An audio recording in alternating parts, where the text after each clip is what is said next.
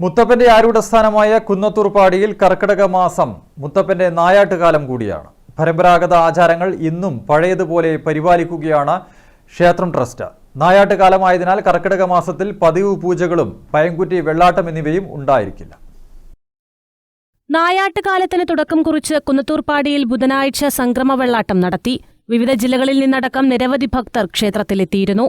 മുത്തപ്പന്റെ നായാട്ടിനെ അനുസ്മരിച്ച് പുരളിമലയിൽ ദിവസവും ആദിവാസികൾ ഒരു പാത്രത്തിൽ വെളിച്ചെണ്ണ എടുത്തുവയ്ക്കും. മുത്തപ്പന്റെ കൂടെയുള്ള ഭൂതഗണങ്ങൾക്ക് തേച്ചുകുളിക്കാനായാണ് വെളിച്ചെണ്ണ എടുത്തുവയ്ക്കുന്നതെന്നാണ് വിശ്വാസം. വർഷങ്ങളായി ചടങ്ങുകളൊന്നും മുടക്കാറില്ലെന്ന് മാനേജിംഗ് ട്രസ്റ്റി എസ്.കെ. കുഞ്ഞിരാമൻ നായനാർ പറഞ്ഞു. ശ്രീമുത്തപ്പൻ്റെ ആരൂഢസ്ഥാനമായ കുന്നത്തൂർപ്പാടി മുത്തപ്പൻ ദേവസ്ഥാനത്തെ താഴെ കുടിക്കളം മടപ്പിൽ ഈ മിഥുനം 30 ആണ് വെള്ളാട്ടം.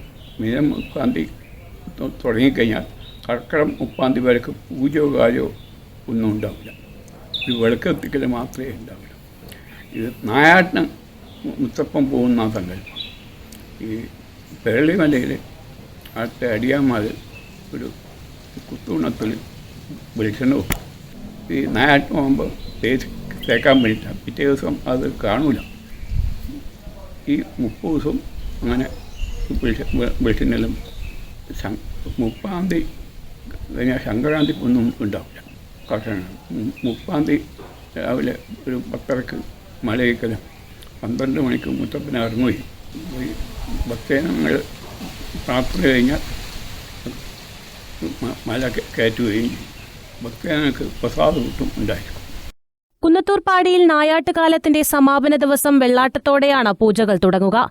താഴെപ്പൊടിക്കളത്തെ ശ്രീകോവിലിൽ രാവിലെയും വൈകുന്നേരവും വിളക്കു തെളിയിക്കുക മാത്രമാണ് കർക്കിടകം കഴിയുന്നതുവരെ ചെയ്യുക. ഇനി കർക്കിടകം കഴിയുന്നതുവരെ പതിവ് പൂജകളും പൈങ്കുറ്റി വെള്ളാട്ടം എന്നിവ ഉണ്ടായിരിക്കില്ല. News bureau, Irikkur.